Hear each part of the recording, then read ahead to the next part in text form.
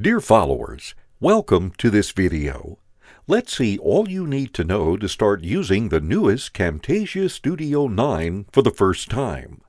Leave us comments below if you have ideas to improve our future guides for Camtasia Studio. Camtasia Studio is a great software used to record your screen and audio, but also includes a complete video editor where you can edit and customize your media files and recordings. When you open Camtasia, a startup dialog box opens. Under Get Started, choose What to Do. Click on New Project to open the main Camtasia interface to start editing your media. Click on New Recording to use Camtasia Screen Recorder and start recording your own screen or any audio. If you have any Camtasia project saved, you can straight open it by checking the list under Recent Projects or use Open Project to browse for it. Below under Tutorials, you can watch several videos from TechSmith in order to get help with the features you need. Let's start with a new project by going to New Project. Before starting, you have to import your own media files, such as videos, pictures, and audio, inside the timeline below, which is the heart of the video editor. On the far left, under the Media tab, browse for all your files to import. Inside Library, you have a list of video, background, and audio samples inside Camtasia that you can import by clicking and dropping them on the timeline below. To import media from your computer instead, you can simply drag and drop them directly on the timeline. All files imported inside the timeline are collected inside the Media Bin panel on the left and are contained inside several rows, also called tracks. Each file is represented as a rectangular block called clip, with the file or sample name on it. Then, if the clip is related to any video or image file, it will show small thumbnails on it, very useful to recognize each clip. If you have audio clips, its sound waveform is shown. If a video clip has audio inside, you will see both thumbnails and sound waveform on it. If the clips are extended too much in time, just regulate the timeline zoom by using the zoom bar right on top. The preview right on top is very important while creating your videos. This shows the overall content inside your timeline exactly where the main playhead is placed. So, click on the timeline to preview a particular frame of your video, or click and drag the playhead to check your video more carefully, onwards or backwards. Consider that both the file name and its thumbnail will be hidden when they meet the playhead. To fully play back your project instead, use the player right below the preview. Let's better check the timeline. All the tracks inside it are equal, but indeed their order is very important. For example, if you have video or picture clips that do overlap during time, the preview shows the clips placed on an upper track always above the clips that are on downer tracks in position. Also, each track has two great options to manage your timeline content. The eye icon is used to enable or disable the track. A disabled track hides all its content inside. The lock icon below locks the track, which means that you will no longer be able to edit its content until you unlock it. To insert new tracks or delete one, just right-click on a vacant space. Let's see now how to do basic editing on your clips. Each clip can be moved in time in the manner or in another track by clicking and dragging them.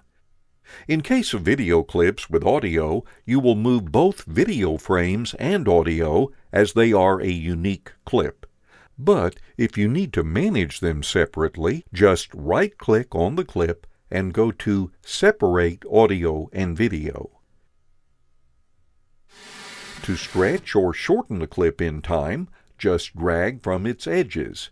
This will cut part of its content.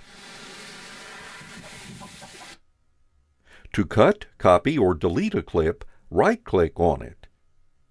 To paste a clip, right-click on a vacant space and go to Paste. The clip will be placed where your pointer is. If you want to split a clip in two, set the instant of time by placing the main playhead and then use the split button on the left or the S key from your keyboard. Remember to use the undo and the redo buttons in case you make any mistake. These are used to manage all your actions made inside Camtasia. Even more, you can edit the clip appearance as you like. Next to the preview, you have the Properties button. This shows all the main properties for the selected clip you have inside the timeline. These are divided between the visual properties, indicated by a frame icon, and the audio properties, indicated by a speaker icon, that are shown depending on the kind of clip selected. For example, if you select a picture, just the visual properties appear. If you select any video with audio, both visual and audio properties will show up. The visual properties adjust the clip appearance, such as its scaling and opacity level, its inclination and position. You can use the precise settings on the right or work directly on the preview. For example, you can move the clip by clicking and dragging or scale it by using the nodes around it. Make sure to use the ones on the clip corners to lock the aspect ratio. Rotate the clip by using the right node on the center. To reset any applied modification, just use the reset buttons. Under Audio Properties, you can adjust the clip volume by regulating its gain level. You can adjust the clip volume directly on the timeline as well. When you select an audio clip, a green envelope line appears, representing the applied volume during time. You can pull it up or down to regulate a constant volume, or if you double-click on the line, you will add points that are used to change volume in time. Just move them up or down to set the volume level on where they are placed.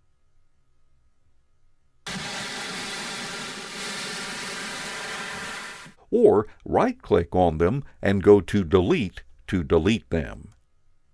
You can also crop picture and videos directly on the preview by using the Crop tool on top. Just use the clip nodes to set the clip area you want to save. Inside Camtasia, you can also adjust the playback rate for each clip in order to play them slower or faster. To do so, just right-click on a clip and go to Add Clip Speed. Then, if you stretch or shorten the clip from the blue icon, you will change the clip duration by changing its playback speed, so without cutting any of its content. A rate lower than 1 means a playback speed lower than the original one. Otherwise, a rate higher than 1 means a clip that plays faster.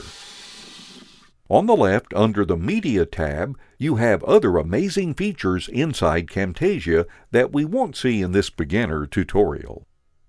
Remember to save your Camtasia project in progress by going to File and then to Save As.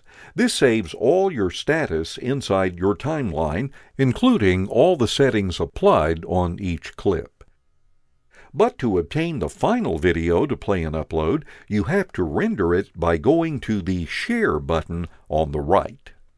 Choose Local File to render your project inside your computer. After choosing the file format, the video resolution under the Size tab, and the video frame rate and quality under Video Settings. Or else, to render and upload your video directly on social websites, choose the proper one from the Share button list.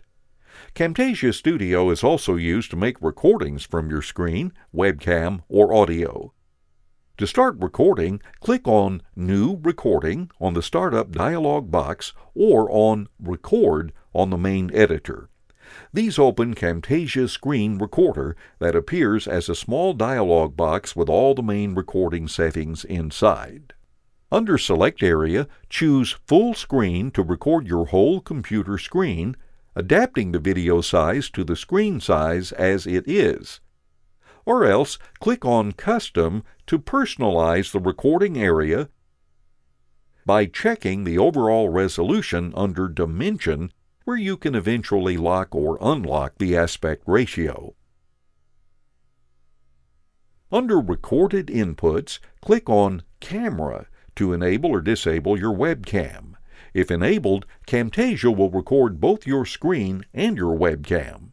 Click on Audio to enable or disable the recording for the audio part.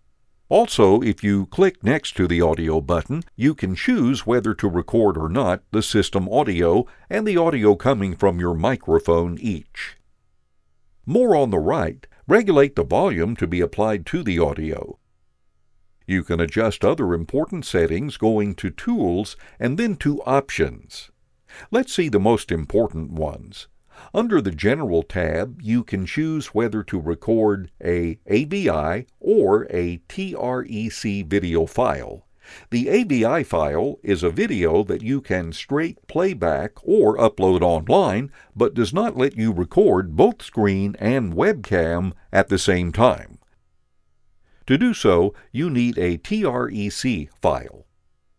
TREC files are formats managed by Camtasia only. Very useful to record both video inputs. In fact, when you import this file into the timeline, two video-independent clips are shown, one for the screen recorded and the other for the webcam. This TREC file can't be used directly outside Camtasia, so you have to render it through the Share button before using it. Then, under the Inputs tab, regulate the frame rate for your recordings by choosing in the list or typing inside. To start recording, just click on the Record button.